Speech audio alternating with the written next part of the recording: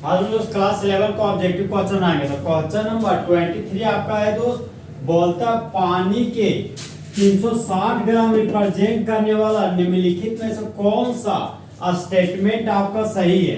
तो question number 23 का दोस्त ऑप्शन नंबर 4 हमारा होगा 1.2 गुना 10 के पावर 25 मॉलिक्यूल्स ऑफ वाटर। तो आखिर इसका ऑप्शन नंबर डी ही क्यों करेक्ट है, ये उसका एक्सप्लेनेशन करते हैं।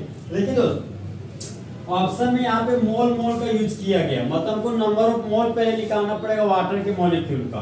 तो हम जानते हैं दोस्त कि नंबर ऑफ मोल का सिंबल होता है स्मॉल एन। तो नंबर ऑफ मोल बराबर होता है मास बटा मोलर मास। तो मास किसका निकालना है हमको, वाटर का। तो कब में लिखेंगे मास ऑफ वाटर बटा नीचे में हो गया हमारे दोस्त मोलर मास ऑफ वाटर। तो पानी का मास हमको दोस्त क्वेश्चन में दिया गया, पानी का मास है 360 ग्राम। तो वाटर का मास 360 ग्राम है, तो ऊपर में लिख दिए 360 ग्राम। अब पानी का मोलर मास निकालना है। सर ये मोलर मास क्या होता है, देखिए दोस्त, एक मोल के मास को बोलते हैं मोलर मास, और मोलर मास का सिंबल होता है कैपिटल है। मोलर मास का यूनिट होता है आपका ग्राम, चाहे ग्राम पर मोल। तो मोलर मास हमको वाटर का निकालना पड़ेगा। तो वाटर दो चीज से मिलकर बना हुआ है, एक हाइड्रोजन और दूसरा ऑक्सीजन। मतलब हाइड्रोजन और ऑक्सीजन के कॉम्बिनेशन से वाटर मिलकर बना हुआ है। जहां पर हाइड्रोजन का एटॉमिक नंबर 1 होता है और एटॉमिक मास 1 होता है। नेक्स्ट एलिमेंट ऑक्सीजन है, तो ऑक्सीजन का एटॉमिक नंबर 8 होता है और 8 हमारा इवेन नंबर है। तो जब एटॉमिक नंबर इवेन नंबर होता है तो उसको 1 का डबल कर देते हैं। तो 8 का डबल करेंगे तो हो जाएगा दोस्त 16। तो ऑक्सीजन का एटॉमिक मास हो गया 16। तो हाइड्रोजन का एटॉमिक मास 1 था, तो यहाँ 1 लिख दिए।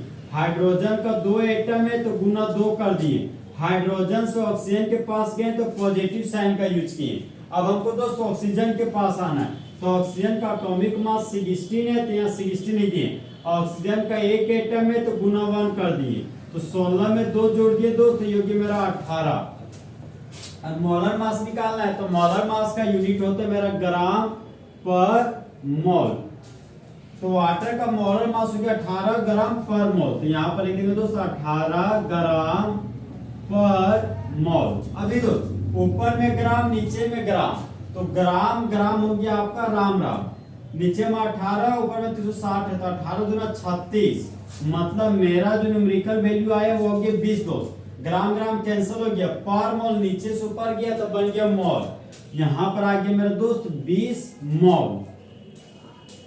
नंबर ऑफ मोल निकाले दोस्त, तो आया मेरा 20 मोल। अब देखिए इस 20 मोल को मैं एक्सप्लेन करके लिखते हैं। देखिए दोस्तों 20 मोल को हम लोग दोस्त लिख सकते हैं 20 गुना, तो 1 मोल बराबर होता है 6.022 गुना 10 का पावर 23। तो 1 मोल का वैल्यू हो गया मेरा 6.022 गुना 10 का पावर 23 मॉलिक्यूल ऑफ वाटर। अब देखिए दोस्त यहाँ पे 20 है, तो 20 को हम लोग लिख सकते हैं 2 गुना 10 का पावर 1।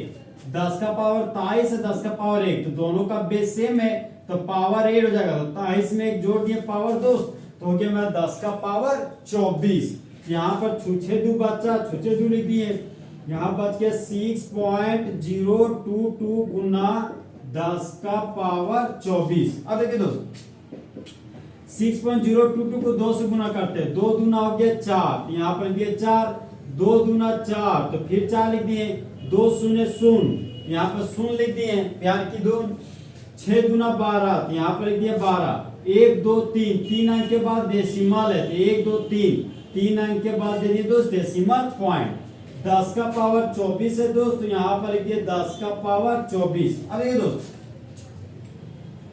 इस डेसिमल पॉइंट को हमको साइंटिफिक नोटेशन में बदलना पड़ेगा।